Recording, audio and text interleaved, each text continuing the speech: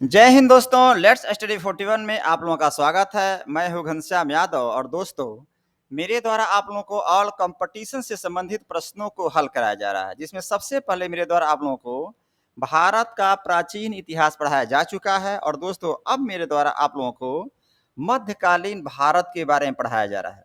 और अभी जो हम लोग चैप्टर पढ़ रहे हैं वो पढ़ रहे हैं दिल्ली सल्तनत काल। अभी जो हम लोग का चैप्टर चल रहा है वो चल रहा है दिल्ली सल्तनत काल। और मैंने आपको बताया कि दिल्ली सल्तनत काल में 5 राजवंश शासन किए थे और वो भी अलग अलग राजवंश हुआ करते थे। और दोस्तों इसमें हमने सबसे पहले पढ़ा था गुलाम वंश के बारे में। ध्यान देंगे गुलाम वंश के बारे में। और मैंने आपको बताया था गुलाम वंश के संस्थापक कुतुबुद्दीन ऐबक हुआ करते थे और ये 1206 ईस्वी में गुलाम वंश की स्थापना किए थे। इसके बाद दोस्तों हम लोगों ने पढ़ा खिलजी वंश के बारे में। हमने पढ़ा खिलजी वंश के बारे में और खिलजी वंश की स्थापना जलालुद्दीन खिलजी के द्वारा 1290 ईस्वी में किया गया था। और आज हम लोग पढ़ेंगे तुगलक वंश के बारे में। ध्यान दें, आज से हम लोग का जो चैप्टर होगा वो होगा तुगलक वंश। और तुगलक वंश की स्थापना गयासुद्दीन तुगलक के द्वारा 1320 ईस्वी में किया गया था। तुगलक वंश की स्थापना 1320 ईस्वी में गयासुद्दीन तुगलक के द्वारा किया गया था। और दोस्तों आज से हम लोग का प्रारंभ होगा चैप्टर तुगलक वंश। तो तुगलक वंश पढ़ने से पहले सबसे पहले दोस्तों आइए हम देखते हैं कि खिलजी वंश में हम लोगों ने क्या क्या पढ़ा था। तो दोस्तों मैंने हम लोग को बताया था कि खिलजी वंश की स्थापना 13 जून 1290 को जलालुद्दीन खिलजी के द्वारा किया गया था। और जलालुद्दीन खिलजी के द्वारा एक विभाग बनाया गया था जिसका नाम था दीवान ए वकूफ, जो कि एक व्यय विभाग हुआ करता था। उसके बाद दोस्तों अलाउद्दीन खिलजी आता है और 22 अक्टूबर 1296 को अलाउद्दीन खिलजी सुल्तान बनता है। और दोस्तों अलाउद्दीन खिलजी जलाउद्दीन खिलजी का भतीजा और दामाद दोनों था। ध्यान देंगे, मैंने बताया था अलाउद्दीन खिलजी जलाउद्दीन खिलजी का भतीजा और दामाद दोनों था। और अलाउद्दीन खिलजी को उपाधि मिली थी सिकंदर ए सानी। ऐसे तो और भी सारे उपाधियां मिली थी, लेकिन जो महत्वपूर्ण उपाधि थी उसका नाम था सिकंदर ए सानी। और दोस्तों अलाउद्दीन खिलजी के द्वारा जो कार्य किए गए थे उसमें सबसे महत्वपूर्ण कार्य था आर्थिक एवं सैन्य सुधार। अलाउद्दीन खिलजी आर्थिक एवं सैन्य सुधार के लिए जाना जाता था। और दोस्तों अलाउद्दीन खिलजी एक बहुत ही महत्वाकांक्षी आदमी हुआ करता था। और महत्वाकांक्षी आदमी होने के कारण उसने साम्राज्यवाद नीति को अपनाया था। और साम्राज्यवाद नीति को पूरा करने के लिए सशक्त सेना गठित किया, अस्थायी सेना गठित किया था और सेना को नगद वेतन देना प्रारंभ कर दिया था। और दोस्तों सेना के लिए हुलिया व दाग प्रथा भी इसके द्वारा चलाया गया था। तो मैं आपको बताया था कि हुलिया प्रथा क्या होती थी। तो हुलिया का मतलब ये होता था जो सैनिक हुआ करते थे उनका स्क्रैच बनाया जाता था। और दाग दाग प्रथा ये हुआ करता था जो घोड़ा हुआ करते थे उनको दाग दिया जाता था एक पहचान के लिए। तो हुलिया एवं दाग प्रथा पहचान के लिए लागू किया गया था। और दोस्तों अलाउद्दीन खिलजी के द्वारा 4 सेनापति नियुक्त किया गया था, जफर खां, नूरसतन खां, उलुग खान एवं मलिक काफूर, जिसमें मलिक काफूर सबसे प्रसिद्ध सेनापति हुआ करता था। और दोस्तों मलिक काफूर को 1000 रुपया दे करके गुजरात से अलाउद्दीन खिलजी ने खरीदा था। इसीलिए मलिक काफूर को 1000 दिनारी भी कहा जाता है। और अलाउद्दीन खिलजी के द्वारा आर्थिक सुधार भी किए गए थे। और दोस्तों दीवाने मुश्ताक खराज जो कि कर विभाग हुआ करता था अलाउद्दीन खिलजी के द्वारा बनाया गया था।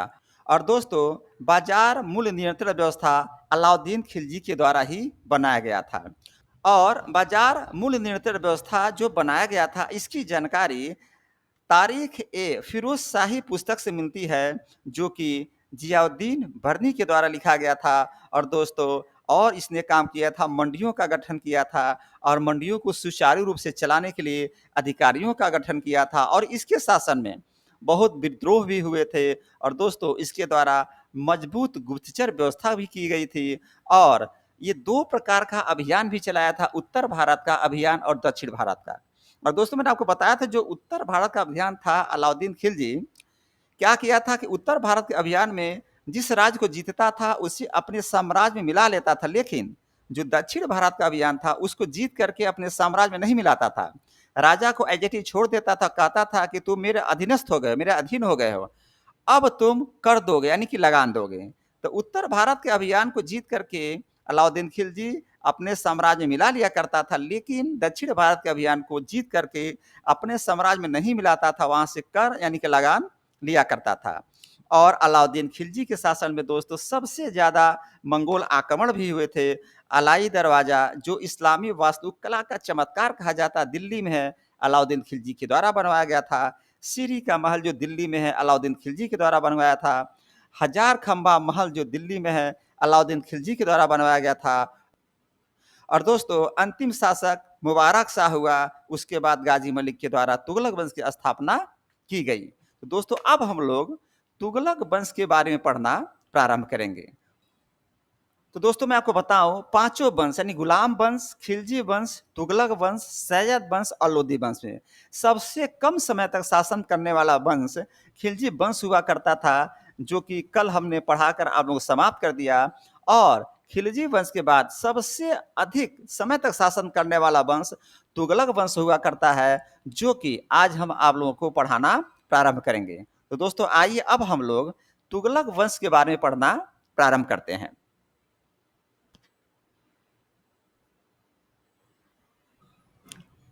तो दोस्तों सबसे पहले मैं आपको बताऊं कि तुगलक वंश 1320 ईस्वी से लेकर के 1414 ईस्वी तक शासन किया था। यानी तुगलक वंश के जो शासक हुआ करते थे वो 1320 से लेकर के 1414 ईस्वी तक शासन किए थे।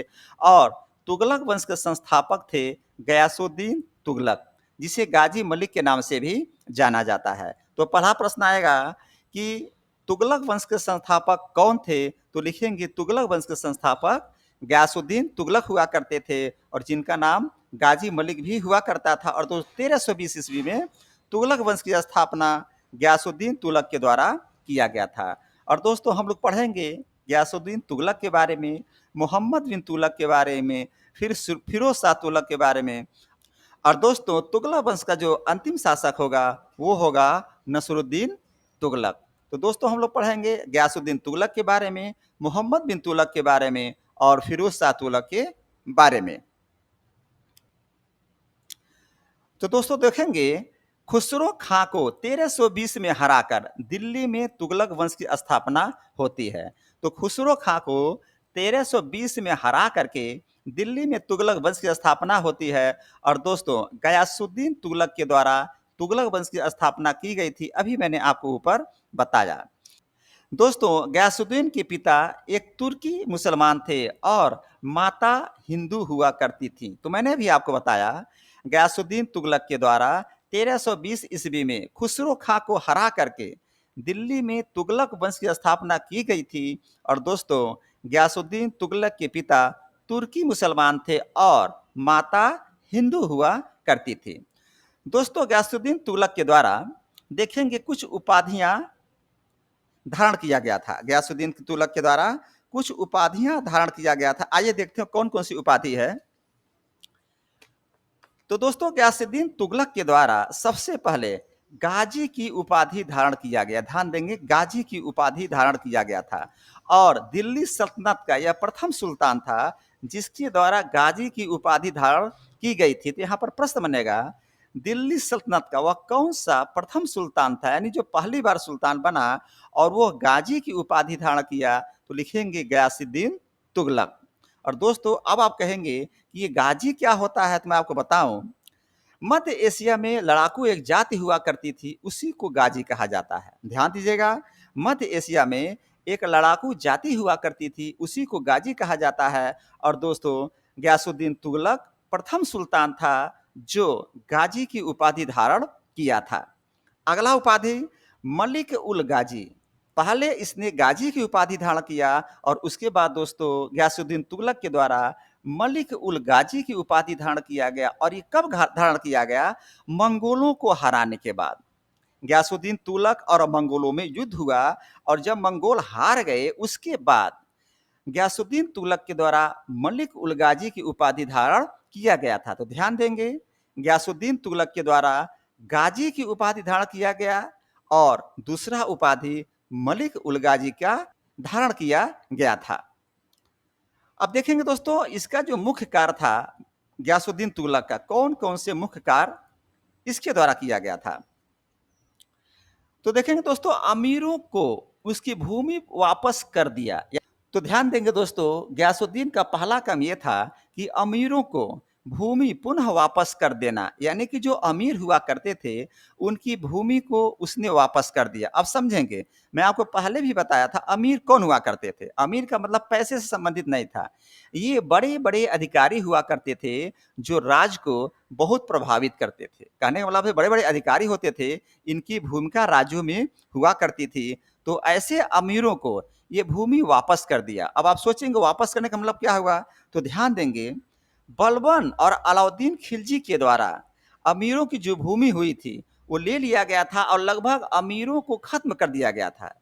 जो अमीर हुआ करते थे, बलबन के द्वारा और अलाउद्दीन खिलजी के द्वारा अमीरों को लगभग खत्म कर दिया गया था। लेकिन जब गयासुद्दीन तुगलक सत्ता में आता है, यानी सुल्तान बनता है, तो जो अमीरों की भूमि थी वो पुनः वापस कर दिया। उसका मानना था कि अमीर मेरे साथ रहेंगे तो मैं राज अपना तरीके से चला पाऊंगा, उनसे सहयोग ले सकता हूँ। इसलिए दोस्तों, जो अमीरों की भूमि हुआ करती थी, सारे लोगों को भूमि वापस कर दिया। पहला काम इसने यही किया। फिर दोस्तों, सिंचाई के लिए नहर और कुएं का निर्माण कराया। ध्यान दीजिएगा। तो दोस्तों, कहा जाता है कि गयासुद्दीन तुगलक वह पहला शासक, संभवतः वह पहला शासक था कि सबसे पहले नहर का निर्माण कराया था। और आपको पता होगा नहर क्या चीज होती है। आप गांव के एरिया में जाते होंगे तो देखते होंगे नहरें हुआ करती हैं और उन नहरों से खेती की सिंचाई हुआ करती है। तो गयासुद्दीन तुगलक वह प्रथम शासक था जिसके द्वारा नहरों का निर्माण किया गया। और दोस्तों ध्यान देंगे, कुएं का निर्माण किया गया। कुएं यानी जो शहर के लोग होंगे कुएं के बारे में नहीं जानते होंगे। दोस्तों, पहले गांव में जब हैंडपाइप नहीं हुआ करता था तो उसमें कुआं हुआ करता था और कुएं से पानी निकाल करके पूरे गांव के लोग नहाते थे, धोते थे और पानी पीते थे।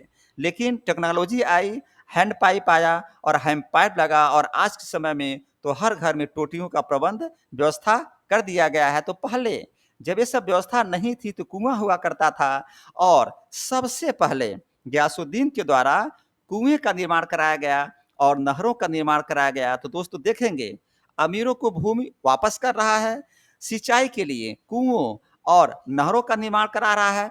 और उसके बाद डाक व्यवस्था गयासुद्दीन तुगलक के द्वारा किया गया था। अब इस पर आइए, अभी आप देखेंगे डाक व्यवस्था पहले सरकारी हुआ करती थी, लेकिन अब क्या होता है, अब दोस्तों उसी के पैरेलल में प्राइवेट सेक्टरों में कोरियर व्यवस्था कर दिया गया। पहले डाक व्यवस्था हुआ करता था और अभी भी डाक व्यवस्था है। अभी भी डाक व्यवस्था है। डाकिया आता था, पर्ची देकर जाता था, यानी कि पत्र देकर जाता था और सारे काम किया करता था। लेकिन इस समय उसी के पैरेलल अब दोस्तों कोरियर व्यवस्था भी हो गया है। तो दोस्तों ध्यान दीजिएगा, गयासुद्दीन तुगलक के द्वारा डाक व्यवस्था की शुरुआत की गई थी।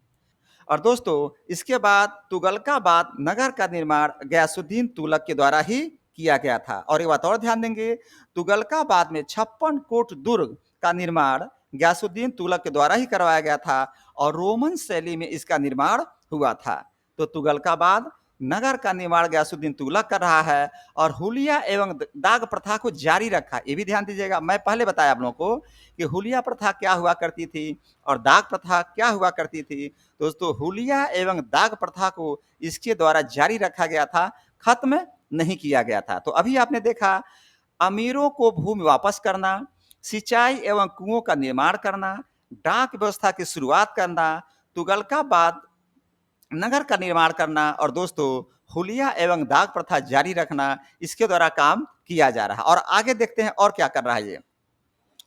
उसके बाद देखेंगे दोस्तों जमीन वापसी। ध्यान देंगे, जमीन वापस लेना प्रारंभ किया किससे। इसके पहले जो सुल्तान आए उन्होंने जमीनों को कुछ लोगों को दान के रूप में दे दिए थे। ध्यान दीजिएगा, दान के रूप में दी हुई जमीन को गयासुद्दीन तुगलक उसको वापस लेना प्रारंभ किया। इसका कहना यह था, जो दोस्तों जमीन दान के रूप में दे दिया गया है तो उस दान दिए हुए जमीन पर हम टैक्स भी नहीं ले सकते हैं, कर भी नहीं ले सकते हैं, तो फायदा कुछ है नहीं, राज्य को घाटा हो रहा है। इसलिए जो जमीन दान दिए गए थे लोगों को उसको हम वापस ले रहे हैं और दोस्तों उस जमीन पर अब मेरे द्वारा टैक्स लगाया जाएगा। तो जो ज़मीन दान दिए गए थे, जिस पर कोई टैक्स नहीं लगता था, कोई कर नहीं लगता था, उस ज़मीन को गयासुद्दीन तुगलक के द्वारा वापस लिया जाने लगा। और दोस्तों इसी बीच में गयासुद्दीन तुगलक और निजामुद्दीन औलिया के बीच में विवाद होता है। और विवाद कब हुआ मैं आपको बता रहा हूँ। जब गयासुद्दीन तुगलक बंगाल अभियान पे गया था, यानी कि बंगाल में कुछ ऐसा अभियान था जो सैनिक को लेकर गया था लड़ने के लिए, और बंगाल अभियान से गयासुद्दीन तुगलक दिल्ली यानी तुगलकाबाद वापस लौट रहा था, तो निजामुद्दीन औलिया और गयासुद्दीन तुगलक के बीच में विवाद हो गया। और गयासुद्दीन तुगलक ये मैसेज भेजवाया निजामुद्दीन औलिया को कि मेरे दिल्ली पहुंचने से पहले निजामुद्दीन औलिया आप दिल्ली छोड़ दीजिएगा। और निजामुद्दीन औलिया दोस्तों एक चिश्ती संप्रदाय के सूफी संत हुआ करते थे। तो बंगाल अभियान से आते समय गयासुद्दीन तुगलक ने एक मैसेज दिया कि हमारे आने से पहले निजामुद्दीन औलिया दिल्ली छोड़ देंगे। और यहाँ पर दोस्तों औलिया क्या कहता है, निजामुद्दीन औलिया, हनोज दिल्ली दुरस्त, कहने का मतलब है कि दिल्ली अभी दूर है। ध्यान दीजिएगा, निजामुद्दीन औलिया कहा हनूज दिल्ली दुरस्त, यानी दिल्ली अभी दूर है। उसका कहने का ये मतलब था कि हम दिल्ली नहीं छोड़ेंगे। और दोस्तों संजोग बस बात ये भी होती है कि जब गयासुद्दीन तुगलक बंगाल से दिल्ली वापस आ रहा था, तो दोस्तों 1325 ईस्वी में जूना खां के द्वारा बनाए गए लकड़ी के महल में गयासुद्दीन तुगलक ठहरा हुआ था। और दोस्तों लकड़ी का महल ढह जाता है, यानी कि टूट जाता है, और उसी में दब करके गयासुद्दीन तुगलक की मौत हो जाती है। और जो निजामुद्दीन औलिया के द्वारा बात कही गई थी, हनूज दिल्ली दुरुस्त, यानी कि दिल्ली अभी दूर है, तो उसकी बात सच निकली। और दोस्तों उस लकड़ी के महल में गयासुद्दीन तुगलक दब करके मर जाता है। इस प्रकार दोस्तों बंगाल अभियान करने के बाद गयासुद्दीन तुगलक रास्ते में ही मर जाता है, दिल्ली पहुंचने से पहले ही कुछ दूर पहले मर जाता है। और निजामुद्दीन औलिया की बात सच हो जाती है। उसके बाद दोस्तों गयासुद्दीन तुगलक का मकबरा दिल्ली में बनाया गया था। तो ये भी प्रश्न आता है कि गयासुद्दीन तुगलक का मकबरा कहाँ बना हुआ है, तो दोस्तों लिखेंगे गयासुद्दीन तुगलक का मकबरा दिल्ली में बनाया गया है। और इस प्रकार दोस्तों दिल्ली सल्तनत का तुगलक वंश का जो पहला शासक गयासुद्दीन तुगलक था, यहीं पर चैप्टर समाप्त होता है। और दोस्तों अब हम आप लोगों को आज के चैप्टर से कौन कौन से प्रश्न बनेंगे उसके बारे में हम आपको बताएंगे। तो आइए देखते हैं आज के चैप्टर में कौन कौन से प्रश्न और उत्तर बन रहे हैं।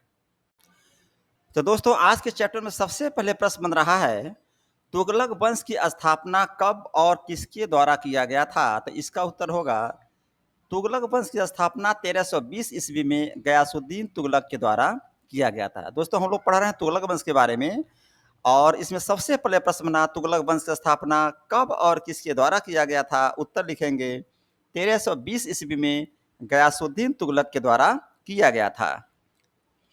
नेक्स्ट क्वेश्चन बना दिल्ली सल्तनत के उस सुल्तान का नाम बताइए जिसके द्वारा प्रथम बार गाजी की उपाधि धारण किया गया था। तो दोस्तों इसका उत्तर होगा गयासुद्दीन तुगलक। और ध्यान देंगे गाजी के बारे में मैंने आपको बताया था कि गाजी मध्य एशिया में लड़ाकू जाति हुआ करती थी जिसे गाजी कहा जाता था। तो दोस्तों प्रश्न बन रहा है दिल्ली सल्तनत के उस सुल्तान का नाम बताइए जिसके द्वारा प्रथम बार गाजी की उपाधि धारण किया गया। लिखेंगे गयासुद्दीन तुगलक। नेक्स्ट क्वेश्चन बना दिल्ली सल्तनत के उस सुल्तान का नाम बताइए जिसने मंगोलों को हराने के बाद, ध्यान देंगे दोस्तों प्रश्न पे, मंगोलों को हराने के बाद मलिक उल गाजी की उपाधि धारण किया था। लिखेंगे गयासुद्दीन तुगलक। दिल्ली सल्तनत के उस सुल्तान का नाम बताइए जिसने मंगोलों को हराने के बाद मलिक उल गाजी की उपाधि धारण किया था। लिखेंगे गयासुद्दीन तुगलक। और दोस्तों नेक्स्ट क्वेश्चन बना तुगलक वंश के उस सुल्तान का नाम बताइए जिसने अमीरों को पुनः भूमि वापस कर दिया। तो ध्यान दीजिएगा ये भी गयासुद्दीन तुगलक था। चूंकि तुगलक वंश के बारे में पढ़ रहे हैं तो अक्सर उत्तर गयासुद्दीन तुगलक ही आएगा। और दोस्तों मैं आपको बताऊं तुगलक वंश के उस सुल्तान का नाम बताइए जिसने अमीरों को पुनः भूमि वापस कर दिया था। तो गयासुद्दीन तुगलक था। और इसके पहले बलबन और अलाउद्दीन खिलजी के द्वारा अमीरों को दोस्तों पूरा तरह से, लगभग पूरी तरह से समाप्त कर दिया गया था। लेकिन गयासुद्दीन तुगलक आया तो अमीरों को पुनः भूमि वापस कर दिया। और अमीर कौन होते थे? उस समय के बड़े-बड़े अधिकारी हुआ करते थे। नेक्स्ट क्वेश्चन बना, तुगलक वंश के उस सुल्तान का नाम बताइए जिसने पहली बार कुआं एवं नहर का निर्माण करवाया था। तो दोस्तों इसका नाम भी होगा गयासुद्दीन तुगलक। इसके द्वारा दोस्तों नहर का निर्माण करवाया गया सिंचाई के लिए, और कुआं का निर्माण किया गया गांव-गांव में पानी पीने और नहाने के लिए।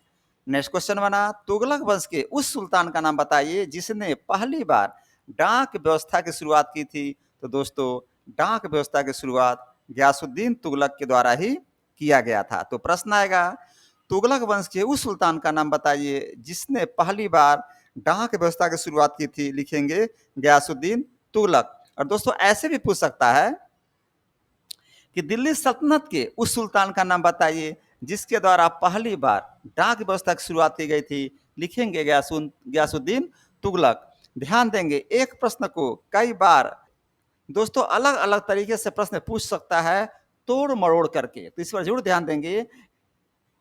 भिन्न भिन्न प्रकार दोस्तों प्रश्न बनते हैं और उसका उत्तर एक ही होता है। तो ध्यान देंगे एक ही प्रश्न के अलग अलग प्रश्न बनते हैं और उसका उत्तर एक ही होता है। तो तोड़ मरोड़ का भी एग्जाम में प्रश्न पूछे जाते हैं, इस पर जरूर ध्यान देंगे आप लोग। नेक्स्ट क्वेश्चन, तुगलक वंश के उस सुल्तान का नाम बताइए जिसने तुगलकाबाद नगर का निर्माण कराया था। तो इसका उत्तर भी होगा गयासुद्दीन तुगलक। तो प्रश्न आएगा, तुगलक वंश के उस सुल्तान का नाम बताइए जिसने तुगलकाबाद नगर का निर्माण कराया गया था। लिखेंगे गयासुद्दीन तुगलक। और नेक्स्ट क्वेश्चन बना, तुगलक वंश के उस सुल्तान का नाम बताइए जिसने हुलिया एवं दाग प्रथा जारी रखा। तो दोस्तों इसका भी नाम होगा गयासुद्दीन तुगलक। तो तुगलक वंश के उस सुल्तान का नाम बताया जिसने हुलिया एवं दाग प्रथा, आपको मैंने बताया था हुलिया क्या होता था।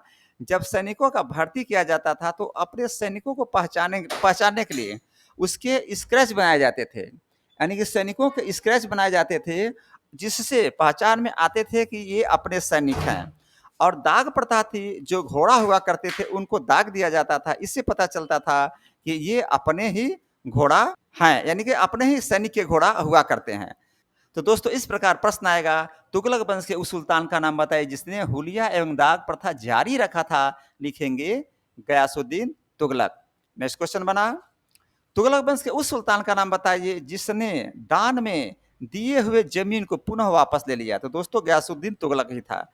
तो दोस्तों हुआ क्या था कि इसके पहले जो जमीन दान में दे दिया गया था दूसरे सुल्तानों के द्वारा, इसने क्या किया उसको वापस ले लिया। इसका कहना यह था कि जो जमीन दान दे दिया गया है उस पर हम टैक्स भी नहीं ले सकते, यानी कर भी नहीं ले सकते हैं। फायदा क्या है, इस प्रकार जमीन जो लोगों को दान दिया गया है अगर हम वापस ले लेंगे तो उस पर हम अपने राज्य के लिए उपयोग कर सकते हैं। तो दोस्तों इस प्रकार जो जमीन दान दिए गए थे उसको गयासुद्दीन तुगलक के द्वारा वापस ले लिया गया था।